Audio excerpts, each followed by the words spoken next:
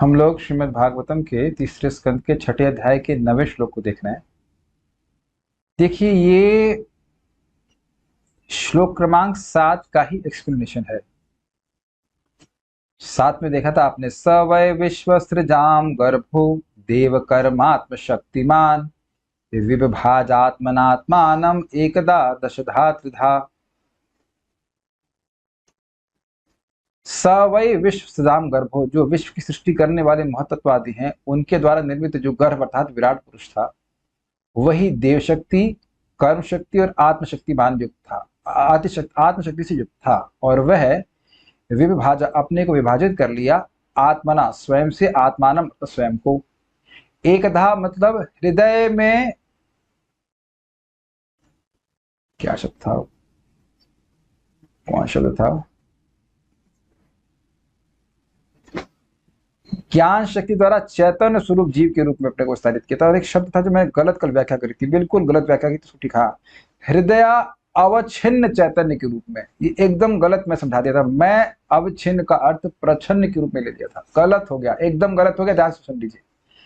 अविच्छिन्न means जिसको छिन्न नहीं किया जा सके। तो जीवात्मा को क्या काटा जा सकता है? नहीं, जीवात्मा कहाँ रहता है? हृदय में। तो हृदय में अवस्थित उस जीव के रूप में अपने आप को विस्तारित करता है जिसे काटा नहीं जा सके। यह है हृदय अवच्छिन्न का अर्थ। मैं उसको आच्छन्न के अर्थ में ले लिया था, गलत हो गया था कल मेरे से।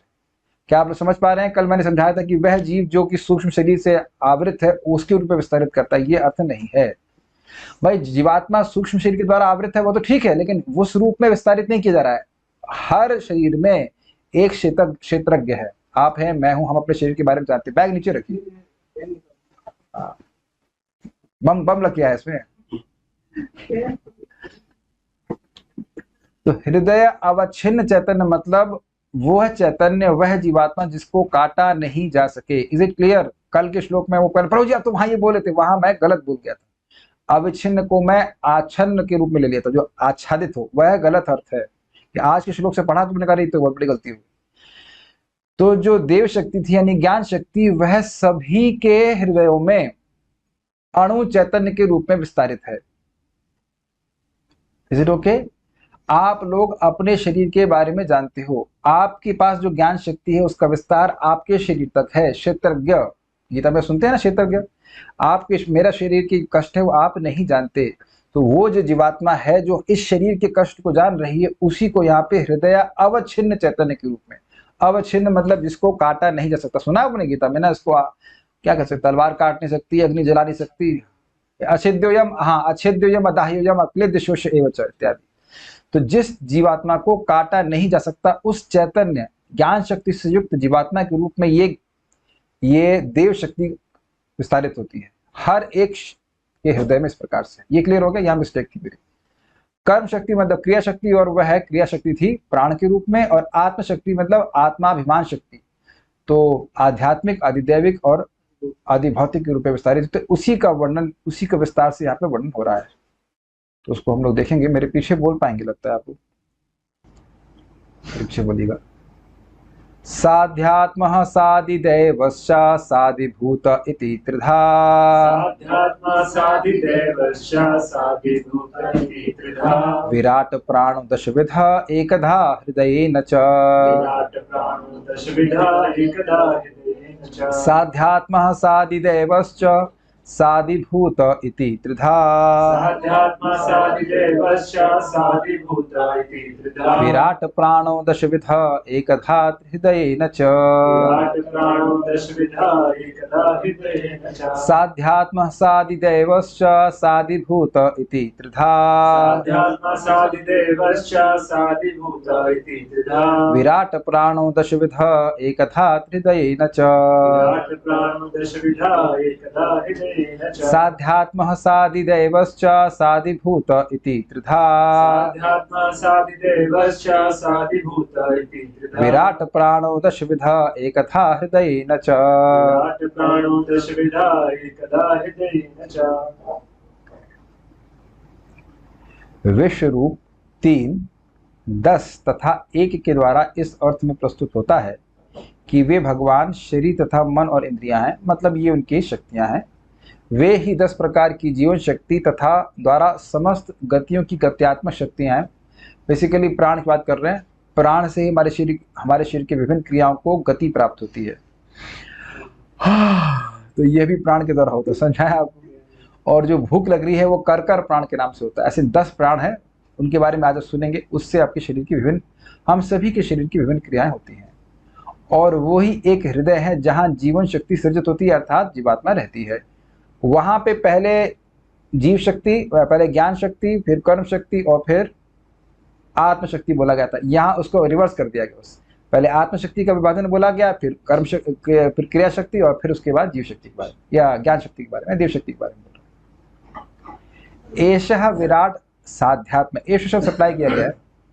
यह विराट पुरुष अपनी आध्यात्म अर्थात इंद्रियों तथा मन सहित स आध्यात्म, अध्यात्म के साथ, इंद्रियों, अध्यात्म मतलब हो गया इंद्रियों और मन सहित, सादिदेव, अधिदेव सहित, अर्थात आदिदेव अर्थात इंद्रियों के नियामक देवता, स्पष्ट है, सहित, सादिभूत च तथा अधिभूत अर्थात इंद्रिय विषयों सहित, रूप रस गंध आदि इति त्रिधा, इस प्रकार, तीन प्रकार का मतलब अधिभूत, अधिदेव और अध्यात्म, प्राणा दशविधा, प्राण रूप से 10 प्रकार का, हृदय न च एकधा, और हृदय रूप से 1 प्रकार का। हृदय रूप से 1 प्रकार का मतलब कि हृदय में जो जीवात्मा रहता है वो तो एक ही है, वह 10 प्रकार का नहीं है।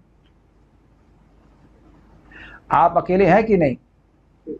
हाँ, वैसे ही बोल रहा हूं, मैं अकेला हूं, आप अकेले हैं, हम सब लोग अकेले अकेले रह रहे हैं इस सेल में। एक ही सेल में, एक सेल में सारे नहीं रह रहे, एक सेल में एक रह रहा है शरीर के। हाँ, एक सेल में एक रह रहा है। वैसे वो आप अमीबा वगैरह को मत मानिए कि जो पेट में और बहुत सारे कीटाणु, वह है, उनको हमारे शरीर में रह रहे हैं, लेकिन वह शरीर ही नहीं है, वह देह ही नहीं है। उनके पास हमारे शरीर की ज्ञान शक्ति नहीं है। वो हमारा मान लीजिए हमारे पेट में जो कीड़े हैं वो हमें काट रहे हैं, तो उनको तो वो अपने को नहीं काट रहे हैं ना। तो अपने शरीर का सुख दुख का अनुभव करने वाला तो मैं ही हूं ना। इट्स क्वाइट स्ट्राइकिंग कि हम सब लोग अकेले हैं। लगता है सब साथ में है, लेकिन एक्चुअली इस सेल में, सेल समझते ना, प्रेजेंट सेल में, इस देह में मैं अकेला ही। आप भी ऐसे ही हैं। ऐसी स्थिति जैसे मान लीजिए 2 लोग सामने सामने जेल में हो, ठीक है यार ठीक, हाँ ठीक है तो एक दूसरे की जेल की कैद से ही हम लोग एक दूसरे को ठीक है करते रहते हैं, लेकिन शेयर नहीं कर रहे हैं। We can not share each others pain and pleasure. खैर, साध्यात्म, सादिदेवस्या, सादिभूत इति त्रिधा, जो 3 विभाजन किए गए थे किसकी शक्ति का? आत्मशक्ति का। वह किस रूप में हुआ? अध्यात्म, आदिदेव और अधिभूत के साथ 3 प्रकार का हुआ। विराट मतलब विराट पुरुष। प्राण दशविधा, जो क्रिया शक्ति थी विराट की, वह किस रूप में हुई?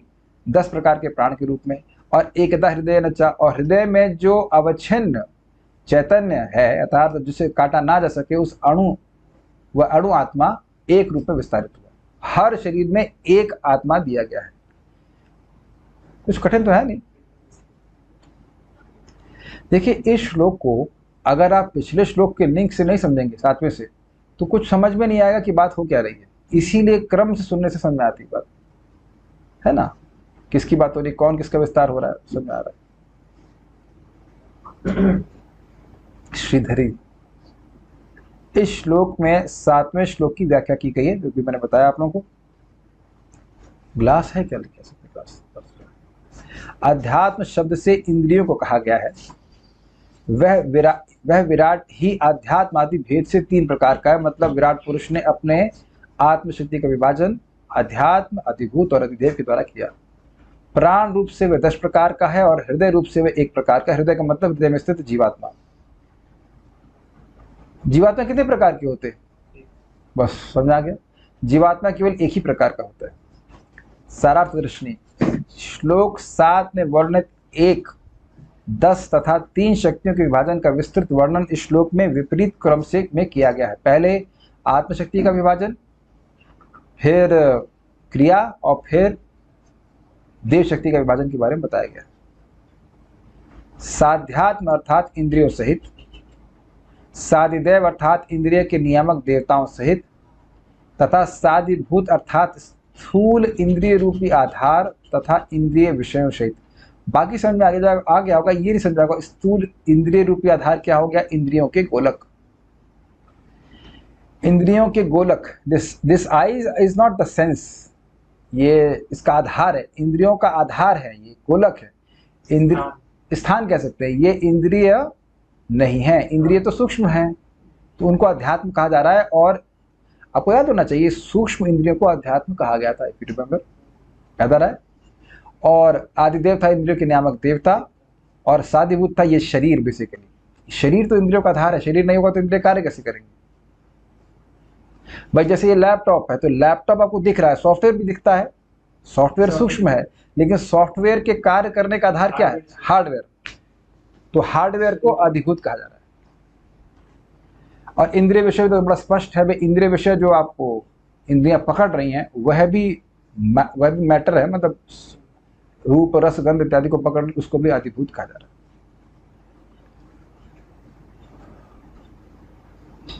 ठीक, 10 प्राण इस प्रकार से हैं, प्राण, अपान, समान, उदान, व्यान, नाग, कूर्म, कृकर, देवदत्त तथा धनंजय। इनके फंक्शंस बताए जाएंगे अभी। प्रथम अर्थात प्राण अग्रसर होकर नासिका में स्थित होता है, ये जो बाहर आता हुआ दिखता है आपको प्राण, इसीलिए प्राणायाम कहते हैं, प्राणों को कंट्रोल करना। अपान नीचे की ओर बढ़ता है, मतलब और गुदा में स्थित होता है ना, गुदा द्वार से जो बाहर निकलता है उसे अपान वायु भी कहते हैं। समान वायु खाए गए भोजन और पेय को आत्मसात करने का कारण बनता है, मतलब खाने को एब्जॉर्ब करने का कार्य समान कराता है, और शरीर के मध्य में स्थित होता है। उदान ऊपर की ओर उठता है और कंठ में स्थित होता है, जबकि व्यान प्रत्येक स्थान में विचरण करता है, पूरे शरीर में व्याप्त रहता है एवं संपूर्ण शरीर में स्थित होता है। आगे 5 देखिए, नाग निष्कासन का कारण बनता है, अर्थात मल त्याग का, एवं कूर्म नेत्रों को खोलता है। करकर क्षुधा का हेतु है। छोटा सा बात कहूंगा, हमारे मित्र जो आयुर्वेद में तेज हैं, तो मुझे बार बार कहते थे कि आपकी वायु बहुत बड़ी है, इसलिए आपको झूठी भूख लगती है, और बड़ी अद्भुत भूख लगती थी कि खूब सारा खा लूंगा, फिर एकदम से भूख समाप्त हो जाती थी, और इतनी तेज भूख लगती थी कि इस वक्त मतलब कुछ नहीं कर सकता था वो झूठी भूख थी। मैं उससे बोला कि जब मेरा लेवल डाउन है तो भूख क्यों लग रही है, कह रहे वो झूठी भूख है। तो मैं समझ नहीं पाया था इसका मतलब। आज उसे भागवत से प्रमाण मिल गया, उनको भेजा, मैंने कहा देखिए सही कह रहे थे आप, सही तो कह रहे थे, कहाँ है, और इसी श्लोक में है, कर क्षुधा का हेतु है। लेकिन ऑब्वियसली ऐसा नहीं कि मतलब मेरे केस में तो ये एक्सेस होगा, लेकिन अदरवाइज भूख लगती है तो वायु के कारण लगती है। तो अगली बार आप प्रभुपाद बड़ा अच्छा कहते हैं, आत्मा को तो खाने की जरूरत ही नहीं है, वो तो ये सब प्राण वायु के कारण ऐसा हो रहा है, लेकिन जब भूख लगती है तो ये बात याद नहीं रहती है। लेकिन इस द आइडेंटिफिकेशन विद आवर प्राण, कि ये जो प्राणों के कारण भूख लग रही है मुझको लग रही है, व्यक्ति परेशान हो जाता है। लेकिन बात यहाँ पे है, देवदत्त जमाई का हेतु है। ओ अच्छा, जमाई के लिए मैंने गलत बोल दिया था शायद ना, पिछले वाले में जमाई लगा दिया था मैंने, रुकिए, जमाई कहाँ बोल दिया था मैंने, ये कंठ में स्थित होता है, सॉरी, उदान कंठ में स्थित होता है, ऐसे जमाई नहीं आती, जमाई आती है देवदत्त से। देवदत्त जमाई का हेतु है, तथा धनंजय पोषण का कार्य बनता है, ये सब है, और यही चीज प्रभुपाद समझाएंगे। तथा एक हृदय ना, अर्थात अविच्छिन्न चैतन्य जीव को इंगित करता है। मैं फिर समझा रहा हूं उसका मतलब क्या है। इसका मतलब है जिस चैतन्य जीव को काटा ना जा सके, आत्मा को काटा नहीं जा सकता, तो जो बेसिकली हुआ क्या, जो टोटल जीव थे उन सबकी चेतना शक्ति थी, ज्ञान शक्ति, उसको एक साथ में लेकर के आगे बढ़ा था महतत्व, और फिर वही महतत्व विभिन्न जीवों को तुम इधर जाओ, तुम इधर जाओ, तुम इधर जाओ, ऐसे करके। इसे बहुत सिंपल सोचिए, 1 2 3 4 5 6 7 8 9 10 9 जीव यहाँ बैठे, मतलब मोटे मोटे लोग। हम अब एक साथ एक समूह में बैठे कि नहीं। अब जैसे ही ये क्लास समाप्त होगी तो सब भगेंगे आप अपने कोच में चले जाएंगे, अपने रूम में चले जाएंगे, अपने रूम में चले जाएंगे, आप ऐसे सब लोग अपने अपने रूम में चले जाएंगे। Is it not? तो ऐसा तो नहीं कि आपकी सृष्टि हो रही है, आप खाली डिस्ट्रीब्यूट हो जा रहे हैं। I think this is clear. तो उसी प्रकार से कभी यह नहीं सोचना चाहिए कि जीवात्मा की सृष्टि हो रही है, वो सब साथ में थे, फिर कलयुग का प्रभाव है, झगड़ा कर लिए, महत्व तो झगड़ा कर लिए, नहीं नहीं हमको कुत्ता बनना, अच्छा कुत्ता जा, कुत्ता बन, कोई कुत्ता बन गया, कोई एनिमल बन गया, कुछ व्हाटएवर, जो भी बायोलॉजी के शब्द हमको याद नहीं आ रहे हैं, लेकिन ऐसे समझते हैं ना कुछ, एक यूनिसेलुलर और मल्टी सेलुलर अलग अलग प्रकार के सबको अपने कर्म और देव के प्रावधान से शरीर प्राप्त हो गए। आई थिंक आप समझ में आ गया सब कोई बात कैसे हो रही है। जीवों की सृष्टि नहीं हो रही है, लेकिन एक ही ना बोल रहे हैं, हृदय ना एक से बोल रहे हैं कि हृदय में जो जीवात्मा रहता है वो एक ही है, वो दो तीन प्रकार का नहीं होता। ये क्लियर हो गया? क्लियर हो रहा है या कुछ भी क्लियर नहीं हो रहा है? ये भी तो प्रश्न नहीं आने के दो संभावना हो सकती है कि भाई सब कुछ क्लियर हो रहा है और दूसरा हो सकता है कि कुछ भी क्लियर नहीं हो रहा है। तो अब हम कोई प्रश्न नहीं आ रहा तो मान ले रहे हैं कि सब कुछ क्लियर हो रहा है। तात्पर्य बहुत इजी होगा। तात्पर्य भगवद गीता 7.4-5 में कहा गया है कि 8 तत्व हैं, पृथ्वी, जल, अग्नि, वायु, आकाश, मन, बुद्धि तथा मिथ्याहंकार। भगवान की कनिष्ठा शक्ति के उत्पाद है, जबकि कनिष्ठा शक्ति का उपभोग करते दिखाई पड़ने वाले जीव मूलतः श्रेष्ठ शक्ति से अर्थात भगवान की अंतरंगा शक्ति से संबंधित हैं। भूमिरापो नलो वायु खम मनो बुद्धिरेव च अहंकार मितीयम में भिन्ना प्रकृतिरष्टथा। तो ये 8 प्रकार की शक्तियां भगवान से भिन्न है। इसका क्या अर्थ है? इनमें ज्ञान शक्ति नहीं है। प्रभुपाद बहुत सुंदर बात कहते हैं, देखो कार कितनी भी बड़ी हो, जब तक उसको कोई जीवात्मा चलाएगा नहीं वो वहीं खड़ी रहेगी। अग्रीड? लेकिन एक चींटी कितनी छोटी है, उसके सामने हाथ रखी तो स्ट्रगल करना शुरू करेगी, इधर से जाऊं उधर से जाऊं इधर से जाऊं उधर से जाऊं। तो यानी कि क्रियान्वित करने वाली शक्ति आत्मा है, ये समझना चाहिए। आप कहेंगे ये तो कोई नई बात आप नहीं बता रहे हैं। बिल्कुल नई बात बता रहा हूं आपको। क्यों नई बात बता रहे हैं? क्योंकि हम पदार्थ के नुकसान को तो देखते हैं लेकिन आत्मा के नुकसान को नहीं देखते, है कि नहीं? जबकि आत्मा से ही वह क्षेत्र या कोई भी स्थान महत्वपूर्ण होता है। जैसे प्रभुपाद कहते हैं बॉम्बे बहुत महत्वपूर्ण क्षेत्र है, शहर है। क्यों? क्योंकि वहां लोग रहते हैं। अगर लोग ही ना रहें तो चाहे न्यूयॉर्क हो चाहे कुछ भी, उसका कोई महत्व नहीं। Very very important. और स्पष्ट है कि अब उसके बाद अगला श्लोक क्या था? अपरे मतस्त्वन्याम प्रकृतिम विद्धि में पराम जीवभूत महाबाहो ये दम धारिते जगत। इस शक्ति से अपरा, अपरे इतस्त्वन्याम प्रकृति विद्धि में परा, इस अपरा शक्ति से परा एक शक्ति है जीव शक्ति, जीवभूत महाबाहो ये दम धारिते जगत, जो इस जगत को धारण कर रही। जैसे मैं इस रूम को उपयोग कर रहा हूं, हम सब लोग मिलकर इस रूम को उपयोग कर रहे हैं। जैसे फैक्ट्री को चलाते हैं वो इंसान चलाते हैं, जीवात्मा चलाती है। ये बात समझना होगा, ठीक है? तो ये बात है। भक्त पूछ रहे कनिष्ठ शब्द का अर्थ है। देखिए कनिष्ठ मतलब लोअर, अवर, अपरा और परा के अर्थ में लीजिएगा। जैसे पर शक्ति है जीवात्मा और निकृष्ट शक्ति अपरा शक्ति कनिष्ठ शक्ति है, मटेरियल एनर्जी, बिकॉज वह कॉन्शियस नहीं है, इस अर्थ में लिया गया। 8 कनिष्ठा शक्तियां स्थूल तथा सूक्ष्म रीति से कार्य करती हैं, जबकि श्रेष्ठ शक्ति मध्यवर्ती केंद्रीय जनक शक्ति के रूप में कार्य करती है। ऐसा मानव शरीर में अनुभव किया जाता है। इस श्रेष्ठ शक्ति का मतलब क्या है? जीव शक्ति। ये मध्यवर्ती है। मध्यवर्ती मतलब तटस्थ। ये माया को भी चूज कर सकती है और कृष्ण को भी चूज कर सकती है, इसलिए इसको मार्जिनल या सेंट्रल, सेंट्रल मतलब दोनों तरफ जाने वाली पॉइंट बोल रहे हैं। एक लाइन ड्रॉ कर दीजिए तो आप इधर भी जा सकते हैं उधर भी जा सकते हैं। तो जीवात्मा है ना इस प्रकार की। अगर आप कहेंगे तट पे कोई स्थित है तो तट के इस तरफ लैंड है, उसके उस तरफ जल है, तो उसके बीच में स्थित है, ये बोल रहा है। जनक शक्ति के रूप में कार्य करती है। इसका क्या मतलब है? भाई जब तक शरीर में आत्मा है तभी तक शरीर की सृष्टि होती है, नहीं तो मतलब सृष्टि शरीर बढ़ता है, नहीं तो नहीं बढ़ता। ये बात है, सिंपल सी बात है।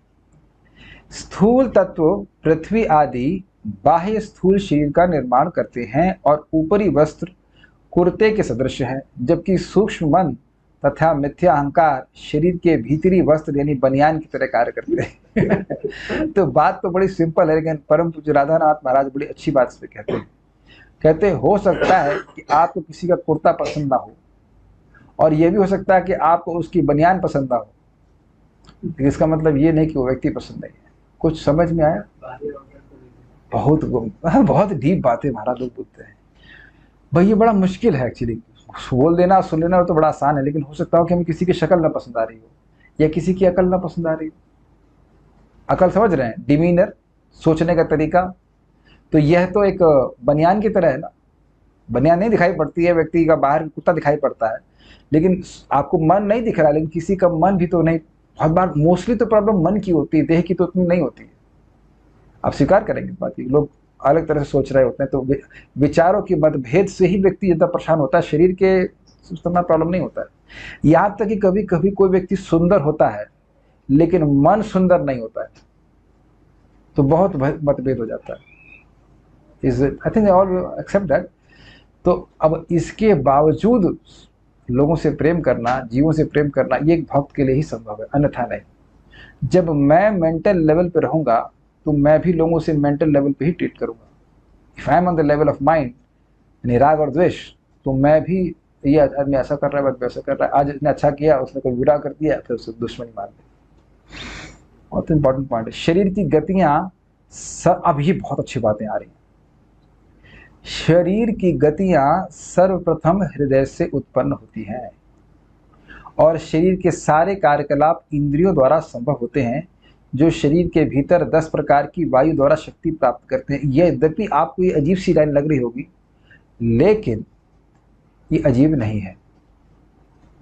अगर आप बहुत सूक्ष्म रूप से सोचें तो हमारे हृदय में इच्छा हृदय के क्षेत्र में आती, जहां पे जीवात्मा इच्छा कर रहा है। अब तो बाकी आप पकड़ लिए, जीवात्मा इच्छा करता है, फिर बगल में बैठे भगवान स्मेल कर लेते हैं, अच्छा ये चाहता है, तो अब वह उस इच्छा को देख लेते हैं, फिर क्या करते हैं, प्राण को एक्टिवेट करते हैं, फिर क्या होता है, मन और मन इंद्रियों को क्रियान्वित करता है। यही बात है, आप लोग बात कर रहे हैं। दिख गया सबको? देखिए, एक कंसेप्ट आपने अच्छे से समझ लिया, तो जब बार बार आएगा तो उसको आप समझते चलोगे। वस्तुतः प्रभुपाद जी के तात्पर्य में आप कोई ऐसा प्रभुपाद जी नया डायमेंशन नहीं लेके, डायमेंशन तो वो दे देते हैं नया, लेकिन वो नई बात नहीं बता रहे, उसी को थोड़ा अलग तरह से रख देते हैं। मैं अब पता नहीं आप लोग कितना समझ पाएंगे, लेकिन हम लोग फिजिक्स में मैकेनिक्स पढ़ते थे, तो F = ma, बस इतना फॉर्मूला है और बाकी सारे उसी के एप्लीकेशन होते हैं। तो वो लगता है, वो हम लोग को बोलते थे इसको तुम ठीक से समझ लो तो सारी मैकेनिक्स समझ लो।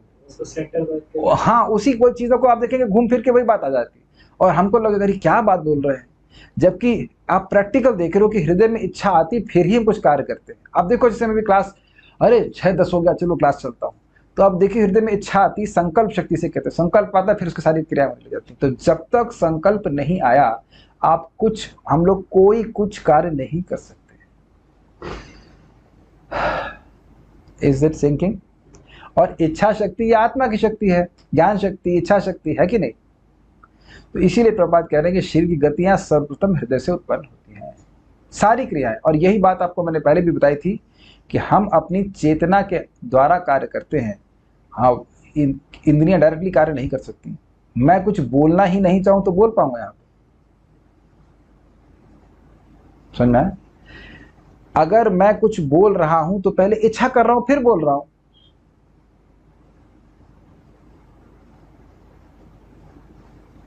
एक वक्त समझ नहीं पा रहे हैं, कह रहे हैं कि श्रेष्ठ शक्ति मध्यवर्ती केंद्रीय जनक शक्ति के रूप में कार्य करती है। इसको अगर हिंदी नहीं समझ में आ रही तो इंग्लिश दिखा सकते हैं, इंग्लिश में क्या लिखा हुआ है, इंग्लिश से थोड़ा और क्लियर हो जाता है। देखिए, पहले समझ लें कहाँ पे शब्द था वो। श्रेष्ठ शक्ति क्या है? श्रेष्ठ शक्ति कौन सी है? जीव शक्ति, अर्थात जो कि स्पिरिचुअल है, जो कि आध्यात्मिक है। मध्यवर्ती क्या है? मध्यवर्ती मतलब वह है, इंग्लिश में क्या लिखते हैं प्रॉपर, मेरे को दीजिए, नहीं चल रहा फोन, उसको मत हिलाना। हाँ,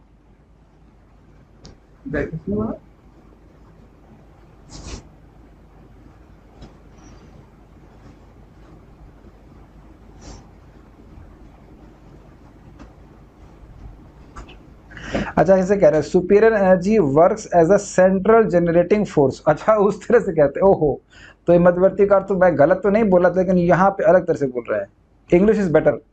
superior energy works as a central generating force. तो यहाँ पे मध्यवर्ती का मतलब है मुख्य के अर्थ में ले रहा है।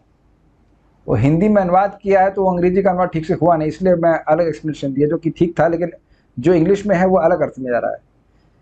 समझिए, सुपीरियर एनर्जी दैट मीन्स श्रेष्ठ शक्ति works as the central generating force, ये है मध्यवर्ती केंद्रीय जनशक्ति का अर्थ। अब और क्लियर हो रहा है सेंट्रल जेनेटिंग फोर्स अर्थात जब तक जीवात्मा की इच्छा नहीं होगी सृष्टि नहीं होगी।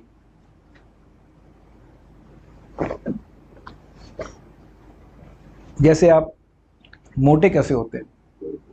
घी खा के। ऋणम गत्वा घृतम पिबेत, अब घी खाने की इच्छा नहीं होगी तो क्या घी अपने आप मुंह में चला जाएगा? तो वजन बढ़ेगा तो उसका कारण क्या है? मैं घी खाऊंगा तब। तो मुख्य कारण क्या है शरीर किस प्रकार से बढ़ने का? अच्छा, वजन कम करना हो तो क्या एक्सरसाइज करेंगे? तो एक्सरसाइज करने की इच्छा भी तो जीवात्मा करेगा। मैं बहुत प्रैक्टिकल एग्जाम्पल दे रहा हूं। तो जो भी कार्य हो रहे हैं उसका पीछे जीवात्मा कारण है, ये बात बोल रहा है। ठीक है, सृष्टि के अपने शरीर के संबंध में बोल रहा है। ओके, 10 प्रकार की वायु का वर्णन इस प्रकार है। श्वास लेते समय नाक से प्रविष्ट होने वाली मुख्य वायु प्राण कहलाती है। जो वायु गुदा से बाहर निकलती है वह अपान कहलाती है।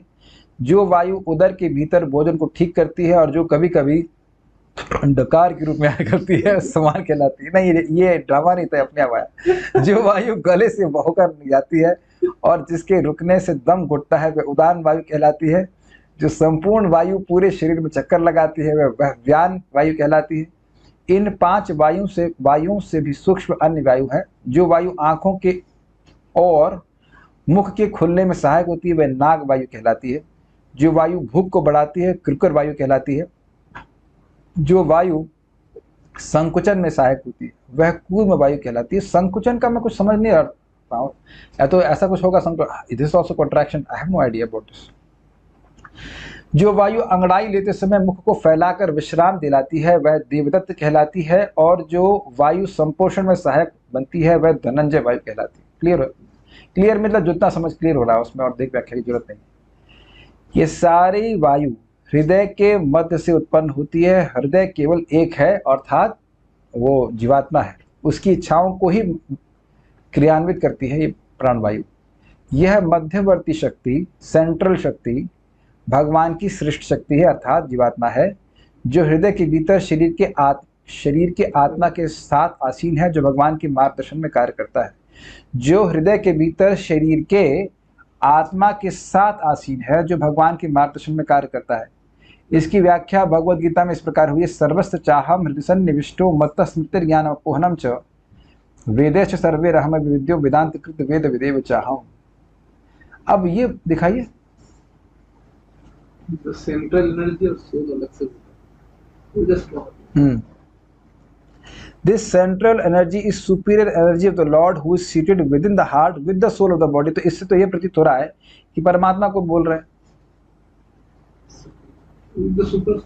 who acts under the guidance of the Lord। ऐसा कैसे हो सकता है?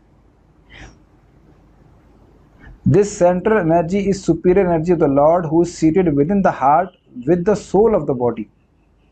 परमात्मा जो बदलाव करे soul of the body, who acts under the guidance of the Lord। अरे परमात्मा तो स्वयं भगवान है। अब इस लाइन का अर्थ हमको समझ नहीं पा रहे हैं। आत्मा है परमात्मा है, तो परमात्मा भगवान के निर्देशन में कैसे काम करेंगे? वो तो स्वयं भगवान है। जो बात समझ में आ रही है वो ये है, लैंग्वेज जो भी है बात वो सिंपल समझ में आ रही है कि आत्मा भगवान के मार्गदर्शन में कार्य करता है और आत्मा उस स्थान पर आसीन है। इतनी बात समझ लीजिए, तीसरी कोई आत्मा नहीं है। It can be some language issues, क्योंकि इसमें जो प्रभात बता रहे हैं यहाँ पे देखिए कितना स्पष्ट बता रहे हैं। सर्वस्य चाहम हृदि सन्निविष्टो मत्तः स्मृतिर्ज्ञानम अपोहनम च वेदैश्च सर्वैरहमेव वेद्यो वेदांत कृत वेद विदेव चाहम। सर्वस्य चाहम हृदय सन्निविष्टो, मैं सभी के हृदय में निवास करता हूँ। मत्तः स्मृतिर्ज्ञानम अपोहनम च, मुझसे स्मृति ज्ञान और विस्मरण आता है। तो अब यहाँ स्पष्ट रूप से भगवान के गाइडेंस के बारे में बात हो रहा है। भगवान आत्मा को गाइडेंस देते हैं। तो बिल्कुल ये एक्सप्रेशन ठीक है कि हृदय में आत्मा रहती है और संग परमात्मा रहते हैं और वो भगवान आत्मा को गाइडेंस देते हैं। बस ये अर्थ आप समझ लीजिए। तो श्रेष्ठ शक्ति का अर्थ वही था, क्योंकि भगवान अपनी शक्ति स्वयं नहीं कह जाएंगे। परमात्मा भगवान की शक्ति नहीं, वो स्वयं भगवान है। तो जो शक्ति की बात हो रही है वह है जीवात्मा के बारे में। आप देखो प्रपात के तात्पर्य में शुरुआत में देखो प्रपात कैसे कर रहे हैं। ये देखिए ना, 8 प्रकार के तत्व बताए थे उन्हें, वह बताए थे कनिष्ठ शक्ति, और उसके बाद जीव मूलतः श्रेष्ठ शक्ति से अर्थात भगवान की अंतरंगा शक्ति संबंधित है। तो श्रेष्ठ शक्ति का मतलब था जीव शक्ति। तो यहाँ पे श्रेष्ठ शक्ति मतलब परमात्मा कैसे हो सकता है? वो नहीं हो सकता है, वो लैंग्वेज कुछ जैसे रखी गई हो, लेकिन स्पष्ट यहाँ पे अर्थ है कि आत्मा जो है वह श्रेष्ठ शक्ति है और उसको भगवान से गाइडेंस प्राप्त हो रही है। यहाँ पे प्रभुपाद ने कोट किया, वेदेश सर्वे हमें वेद्यो, वेदों के द्वारा मुझे ही जाना चाहिए और वेदांत की रचना करने वाला मैं हूँ, वेद के द्वारा जाना जाने वाला भी मैं ही हूँ। संपूर्ण मध्यवर्ती शक्ति भगवान द्वारा हृदय से उत्पन्न की जाती है, जो वहीं पर स्थित होते हैं और स्मरण करने तथा विस्मरण करने में बद्ध जीव की सहायता करते हैं। That means all central energy comes from Lord, that's not a problem. जो देखिए, जीव इच्छा कर रहा है लेकिन जीव कार्य करने की शक्ति नहीं रखता है, वो क्रियान्वित करते हैं भगवान। ये तो हम सीख रहे हैं, आप इच्छा कर रहे हो और उसकी रिमेम्बरेंस भी भगवान देते हैं कि तुमने पिछले जन्म में ऐसी इच्छा करी थी, तो भगवान फिर उसको स्मृति देते हैं कि तुम चलो फिर से मैं सुविधा देता हूँ। तो वो इच्छा करता है, फिर भगवान उसी कर्म के अनुसार उसको सुविधा देते हैं कि वह कुछ प्राप्त कर पाए या कार्य कर पाए या ना कर पाए। ठीक है,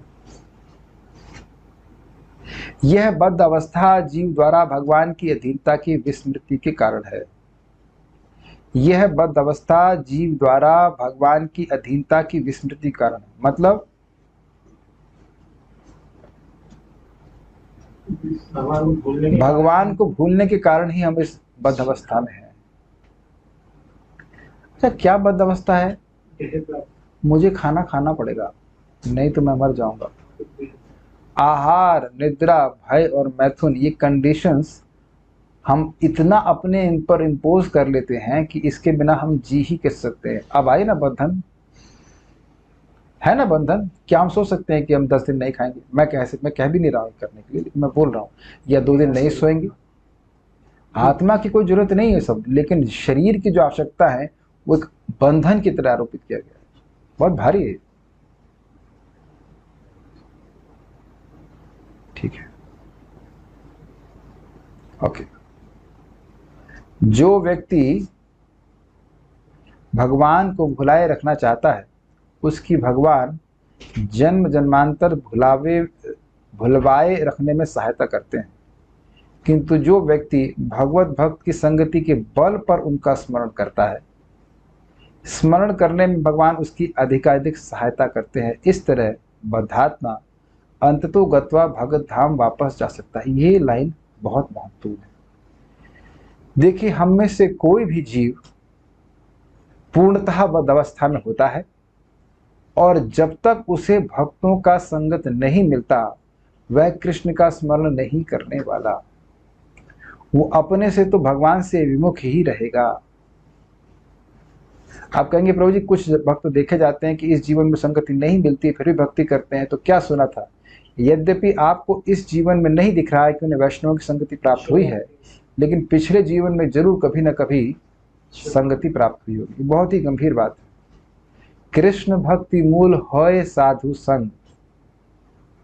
कृष्ण भक्ति का जन्म साधु संग से होता है। एक और बात समझ लेना चाहिए, जो चीज इसके मूल का कारण है, अर्थात इसके जन्म का कारण है, वही इसके वर्धन का भी कारण है। और यह भी आप समझ लीजिएगा, हम सब लोगों को समझ लेना चाहिए कि हम संग के बिना नहीं रह सकते। We all want association. तो अगर भक्त संग नहीं हो रहा है तो फिर असत संग जरूर होगा, और वह हमारी भक्ति के लिए खतरनाक होता है। Things are pretty simple. यानी कि जब कभी हम सोचने लग जाएं कि हमें कोई संगत नहीं चाहिए, तब हम कोई ना कोई संगत ढूंढ लेंगे, and that may not be association of devotees. एक प्रैक्टिकल ऑब्जर्वेशन आप कीजिएगा। किसी ऐसे रिश्तेदार या मित्र से आप थोड़ी देर के लिए बात करना, मतलब एक्सपेरिमेंट ना भी करना हो तो बात करनी पड़ जाती है, तो आप देखेंगे कि they are very much not inclined to remember Krishna. वो भगवान का स्मरण करने के प्रति बिल्कुल झुकाव उनका नहीं होता। वो वैसी ही बात करेंगे जिसमें अगर कोई गायब है तो भगवान गायब है। गेस्ट अपीयरेंस के रूप में भगवान नहीं आते उनकी बात में। मतिर न कृष्णे परतः सतो वा मिथो विपद्योत ग्रह बतानाम। भगवान में मति लग ही नहीं सकती है। वो शायद जितनी मीटिंग कर लें चाहे कुछ कर लें, पार्लियामेंट में कितने सारे लोग आते हैं, कभी कभी सोचे कि भाई ये लोगों को 16 माला कैसे कर, 16 माला तो चलो 4 माला लोग कैसे करवा जाएंगे, they will never think about this. यानी बड़ी इंटरेस्टिंग बात है कि बद्ध जीव अपनी शक्ति से भगवान का स्मरण नहीं कर सकता, उसकी बीमारी बहुत बड़ी हुई है। और अभी यह ना सोचने हम लोग कि हम मुक्त हो गए हैं। Please raise hand if you think that you are liberated. पता क्या है, बड़ा सुंदर बात सच्चिदानंद महाराज कहते हैं, if you are alone and if you think that you have nothing to do then you are in a big crisis. बड़ी गंभीर बात है, बहुत गंभीर। मैं कई बार तो सोच रहा हूं कि हम अकेले बैठे हैं और हम सोच रहे हैं हम क्या करें, कुछ करने के लिए नहीं है, मतलब भयंकर माया है। क्योंकि जीव भगवान दिए हैं हरे कृष्णा बोलने के लिए, यार कुछ करने के लिए नहीं है। भागवत है, अब तो आजकल भागवत फोन में है, और हम सोच रहे हैं कुछ करने के लिए नहीं है।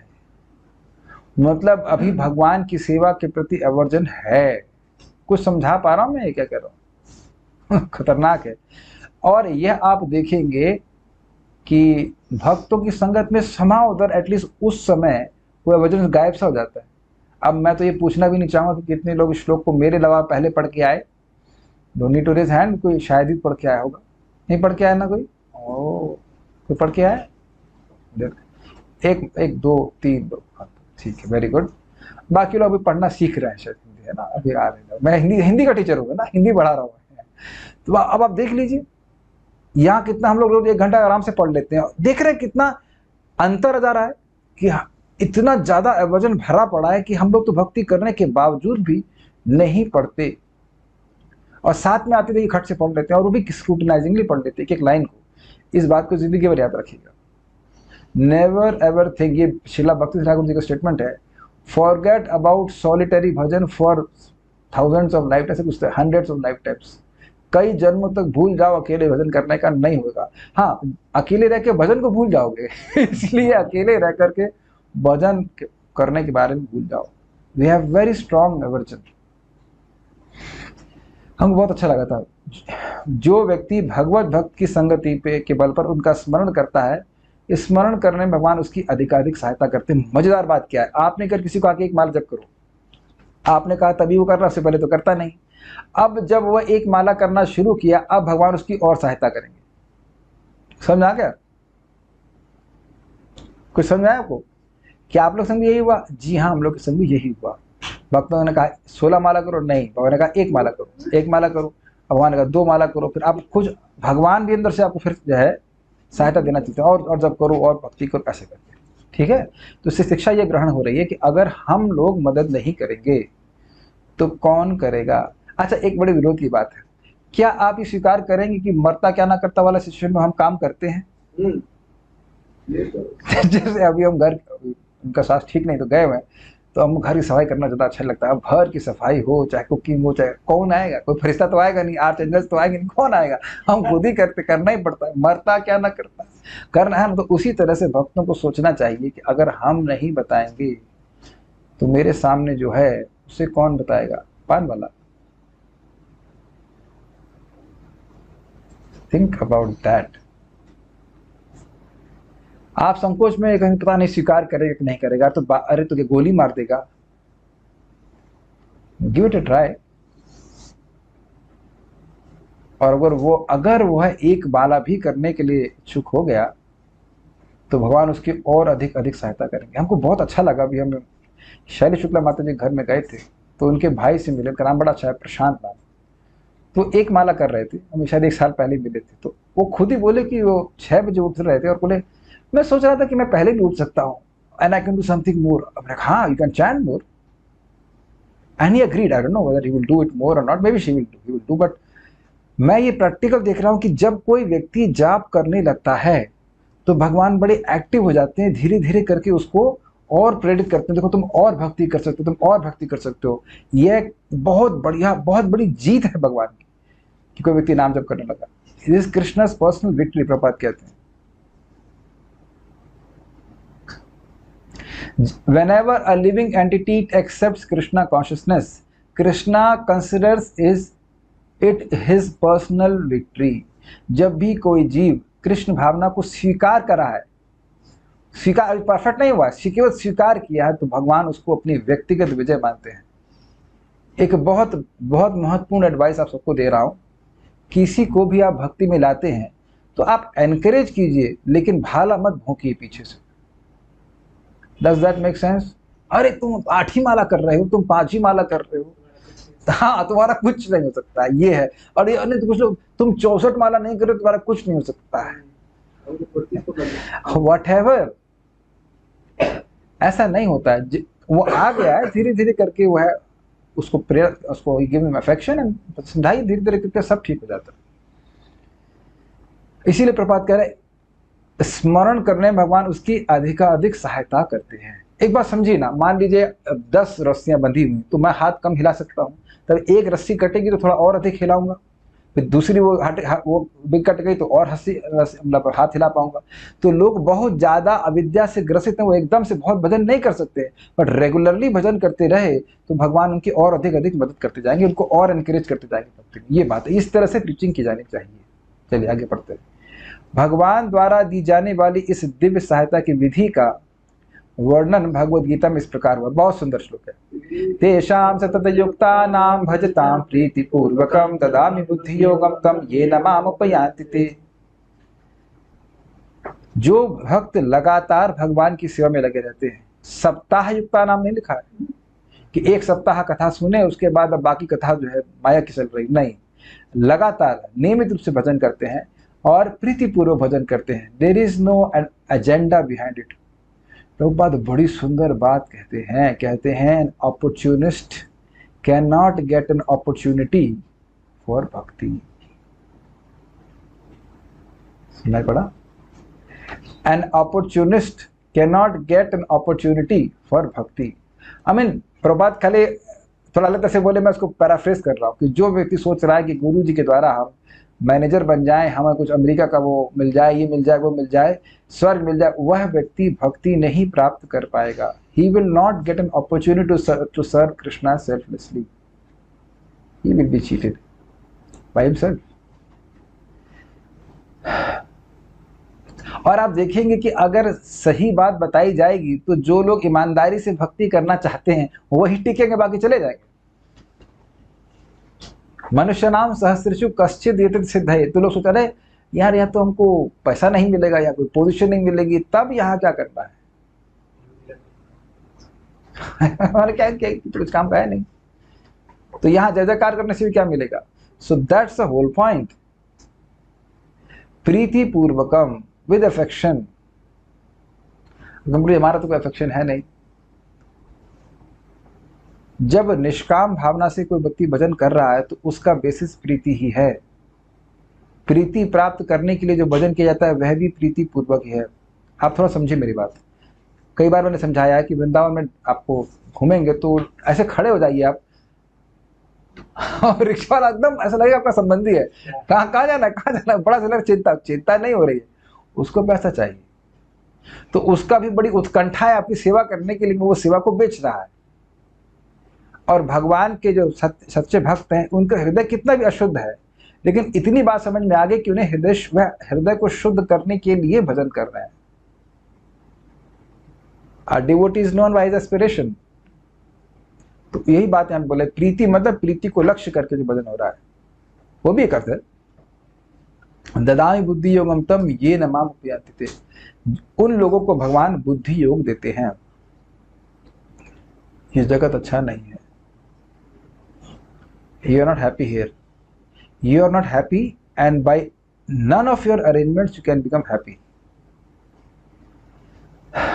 अब प्रश्न यह होगा कि हम कैसे जाने कि भगवान हमको बुद्धि योग दे रहे हैं।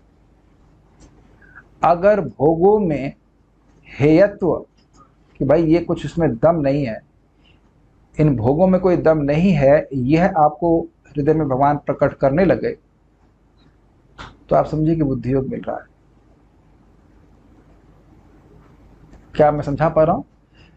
हो सकता है कि कोई भक्त तुरंत उनको छोड़ ना सके, लेकिन हे बुद्धि आ गई कि भाई यह तो इसमें कुछ है नहीं, I am just wasting my time eating sleeping defending, तो आप समझ लेना चाहिए कि आप भगवान बुद्धि दे रहे हैं। ये ना माम उपयांति थे, जिसके द्वारा भक्त भगवान के पास आ जाता है। मन से परे बुद्धि अर्थात भक्ति द्वारा आत्म साक्षात्कार की बुद्धि योग विधि अकेले ही मनुष्य को विराट सृष्टि में भव बंधन की बद्ध अवस्था से ऊपर ले जा सकती है। ये क्या बोल गए प्रभुपाद? देखिए, ये जो बुद्धि है, ये बुद्धि कोई राजसिक सृष्टि नहीं है। आपने सुना था कि रजोगुण से बुद्धि उत्पन्न होती है। ये बुद्धि सीधे भगवान के द्वारा, अर्थात ये व्यवसायत्मिका बुद्धि है। एक काम करना है, इस जगत से निकलना है। I don't belong to this place, I don't want to belong to this place. Is it okay? दोनों अलग अलग हैं थोड़ी सी। ज्ञान भी कैसे? यस, भाई ज्ञान का मतलब क्या हो गया भाई? ये अब मैं कहूँ कल क्लास जो है वो हमारे बाथरूम में होगी। Anyone interested here? जूम वाले तो कहीं भी सुन लेंगे। मान लीजिए बाथरूम बड़ा होता, कभी कभी होता है ना, इतने बड़े बड़े बाथरूम होते हैं, तो क्या आज तक कोई क्लास बाथरूम में भी हुई है? तो आप समझ गए, बाथरूम में जो कार्य करता करके निकल जाता है वापस, है ना। कितना भी अच्छी टाइल लगाए, व्यक्ति सोचेगा यहीं खाएंगे यहीं सोएंगे। आज तक कभी हमने विचार आया यहीं परिवार करते हैं, अच्छा जगह है भाई, टाइल वाइल लगी हुई, सब कुछ अटैच्ड है। पानी की व्यवस्था है, बिजली है, हो सकता है इसी भी लगवा लो। तो इस जगत में रह रहे हैं, लेकिन ये बुद्धि भगवान देने लगते हैं कि भाई यहाँ कोई सुख नहीं मिल रहा है, नोबडी इज हैप्पी, और मैं भी खुश नहीं हो रहा। ये बात है।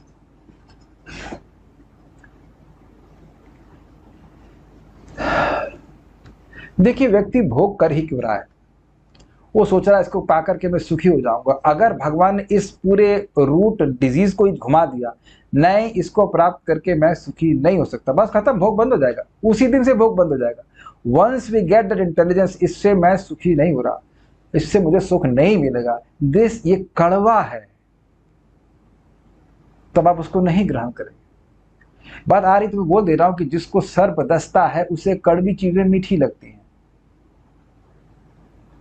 और मीठी चीजें कड़वी लगती हैं, लेकिन जैसे जैसे जहर उतरता है वैसे वैसे कड़वी चीजें कड़वी लगने लगती हैं।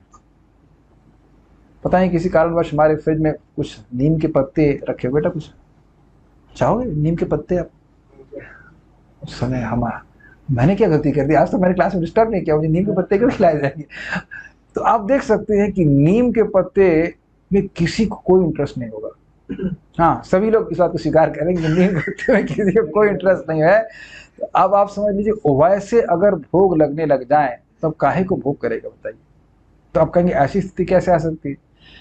वेल, जैसे जैसे हमारा हरे कृष्ण मंत्र के द्वारा जहर उतरेगा माया का, वैसे वैसे व्यक्ति को ये सब चीजें खराब लगने लग जाएगी। बड़ी इंटरेस्टिंग बात महाराज ने कही थी, भक्ति कौन कर सकता है? जिसकी जगत में हे बुद्धि हुई है वही भक्ति कर सकता है। तो आप कहें हमें तो नहीं प्रोजेक्ट लग रहा है। अगर ऐसा नहीं होता तो क्लास क्यों आते? अगर ऐसा नहीं होता तो जब ही क्यों करते? अगर सोना ही सुबह अच्छा लग रहा होता तो सुबह उठ करके जब क्यों करते? Is it not wonderful point? अगर ये जगत अच्छा ही लग रहा होता तो आप भक्ति करते ही क्यों? तो भक्ति में वो व्यक्ति आ सकता है जो पूरी तरह से मुक्त नहीं हुआ है जगत से, लेकिन उसको जगत में हे बुद्धि होगा, मैं ये अच्छा जगत नहीं है, सान अच्छा नहीं, I am not happy here. जीव की बद अवस्था उस विशाल व्यक्ति उस व्यक्ति जैसी है जो किसी विशाल यांत्रिक व्यवस्था की गहराई में हो। ये हिंदी इसकी अच्छी नहीं है, अनुवाद किया। इंग्लिश में बहुत बड़ा अच्छा लिखे, जरा दिखाइए क्या लिखे हैं, बड़ा सुंदर है, मिला आपको? दिखाइए।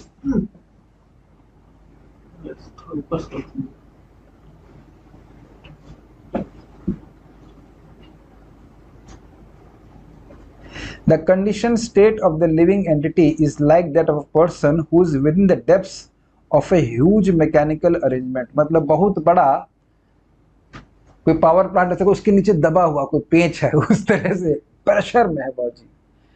मानसिक चिंतक अनेक अनेक जन्मों के चिंतन के बाद ही बुद्धि योग के बिंदु तक पहुंच सकते हैं, किंतु बुद्धिमान व्यक्ति जो मन के ऊपर बुद्धि स्तर से प्रारंभ करता है, आत्म साक्षात्कार में तीव्र प्रगति करता है। इसका क्या मतलब है? बहुनाम जन्मनाम अंते ज्ञानवान माम प्रपद्यते वासुदेवः सर्वमिति स महात्मा सुदुर्लभः।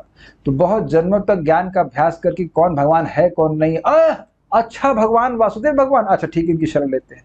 और जो भक्त इतना समझ गया कि वह मूर्ख है, मैं मूर्ख हूँ, प्रभुपाद पूर्ववर्ती आचार्य बुद्धिमान है, वह कह रहे हैं कृष्ण भगवान है, और उसी समय से वह कृष्ण की सेवा शुरू कर देता, तो वो कह रहे हैं कि वह बहुत तीव्रता से प्रगति करता है। ये बात कह रहे हैं। क्योंकि बुद्धि योग में किसी समय भी ह्रास या पीछे जाने का किसी प्रकार से भय नहीं रहता, अतएव आत्म साक्षात्कार के लिए यह विश्वसनीय मार्ग है, जिसकी पुष्टि भगवद गीता 2:40 में होती है। क्या है श्लोक?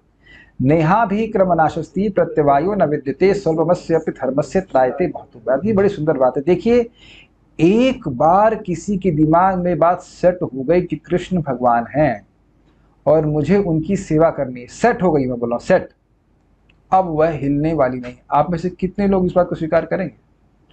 I think everyone. इतनी बात हमारे कितना हो अनर्थ हो, चाहे कुछ गलती हो चाहे कुछ हो, इतनी बात दिमाग में सेट हो गई है कि कृष्ण ही भगवान है। मान लो कोई झगड़ा करे, कहे कि पानी में डुबो दूंगा, तब भी आप कहेंगे कृष्ण ही भगवान है, कृष्ण ही भगवान है, करते करते नीचे है ना। कभी सपना आया आपको, सपने में भी नहीं सोचेंगे कि कृष्ण भगवान नहीं है। This is there. देखिए, हर दिन हम लोग जो जप कर रहे हैं उससे बड़ी तीव्रता से हम भगवान की ओर और आगे बढ़ते चले जा रहे हैं और पीछे नहीं जा रहे हैं। कई बार समझाया कोई कर्व इस प्रकार का होता है, ऐसा को दिखना पड़ेगा, ऐसा ऐसा कर्व होता है, समझ रहे हैं? मतलब यद्यपि लग रहा है एक पॉइंट पे कि आप नीचे जा रहे हो, लेकिन नीचे जो नहीं जा रहे हैं, भक्ति करते जा रहे हैं तो ऊपर ही जाते जा रहे हो। वो एक पॉइंट पे लगे कि हम नीचे जा, वो थोड़ा ऊपर नीचे हो रहा है, अनर्थ निवृत्ति में होता है। वो सबके संग होता है, सबके संग होता है। जो भी अनर्थ निवृत्ति उसे क्रॉस कर रहा है तो उसको होगा ही। ऐसा नहीं कि आप बस सारी इंद्रियां एक बार में सहमित कर लेंगे। कभी इंद्रियों को आप सहमित कर लेंगे, कभी इंद्रिया आपको सहमित कर लेंगे, लेकिन धीरे धीरे संघर्ष को करता करता व्यक्ति आगे बढ़ जाता है, भक्ति में प्रगति करता है। बहुत अच्छी बात है। यानी जो एक बार इस भक्ति के पथ पे आएगा तो वह भगवान के पास जाएगा, ये बात है। लेकिन अगर स्थिरता से ऐसा करना चाहते हैं तो आपको भागवतम रोज पढ़नी सुननी चाहिए। ये अपने आप आपके हृदय में एक सहज विश्वास को स्थिर कर देगी कि भक्ति करनी। अभी कुछ प्रश्नों का उत्तर मैं एंड में दूंगा, इससे पहले पढ़ लेते हैं। मानसिक चिंतक एक ही वृक्ष पर बैठे दो पक्षियों को श्वेताश्वेतर उपनिषद आत्मा तथा परमात्मा के रूप में नहीं समझ पाते। व्यष्टि आत्मा तो वृक्ष का फल खाता है, किंतु दूसरा पक्षी फल ना खाकर फल खा रहे पक्षी के कार्यकलापों का अवलोकन करता रहता है। यह साक्षी पक्षी फल खा रहे पक्षी को सकाम कर्म करते रहने में पहुंचाता है। जो व्यक्ति आत्मा तथा परमात्मा या ईश्वर और जीव के इस अंतर को नहीं समझ पा सकता, वह अभी विराट यंत्र के पास में है। अतः उसे उस समय की प्रतीक्षा करनी होगी जब वह इस बंधन से छूट सकेगा। क्या कहते हैं? देखिए, शास्त्र कहता है कि हृदय का जीवात्मा और परमात्मा कैसे हैं? दो पक्षियों के रूप में है जो कि एक डाल पर स्थित है। तो परमात्मा देख रहा है कि वो दूसरा पक्षी क्या खा रहा है। तो अब ये क्या कहते हैं? दोनों पक्षी एक हैं, ऐसा नहीं है। परमात्मा ऑब्जर्वर है, उपदृष्टा अनुमंता, और जीवात्मा उस वृक्ष के फल को सुख और दुख के रूप में अनुभव कर रहा है। ये बात बोल रहे। तो जब कोई व्यक्ति भगवान को, जीवात्मा को एक मान लेगा तो शरण किसकी जाएंगे? प्रभुपाद बड़ी सुंदर बात कहते हैं कि आप अपने से प्रेम कर सकते हैं? नहीं, आप प्रेम किसी दूसरे व्यक्ति से करते हो। तो ये अपने पे ध्यान करने के चक्कर में व्यक्ति भगवान का जो प्रेम है वह उससे वंचित रह जाएगा, क्योंकि उसने भगवान को स्वयं बना दिया। वो अपने आप को ही भगवान मान के बैठा है ना, तो भगवत प्रेम कैसे मिलेगा? You can love another person, don't love yourself. इतनी इंटरेस्टिंग बात है ना। तो ये गलती नहीं करनी चाहिए। जब तक व्यक्ति कृष्ण के सेवक के रूप में अपने को नहीं स्वीकार करेगा वह बद्ध ही रहेगा। ये बात प्रभुपाद ने समझाई। अब कुछ भक्तों के प्रश्न लेके मैं रुकता हूँ। जब कोई कुछ प्रॉब्लम या कुछ भी होता है, भगवद गीता के अकॉर्डिंग सब दिखता है, वो निकाल मुझसे किसी मैटर पे लोगों से छुपाता, पता नहीं क्या बोलना समझ आया। मन के सूक्ष्म कार्यकलाप, थिंकिंग, विलिंग, फीलिंग, बुद्धि के क्या कार्यकलाप है?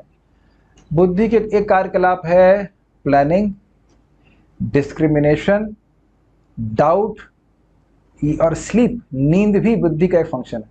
बाकी डिटेल आप तीसरे स्कंद में पढ़ सकते हैं। You can't love your self, ये समझ नहीं आया। भाई प्रेम तो आप किसी दूसरे से करते हो ना। I love you, I love me बोलते हैं क्या कभी?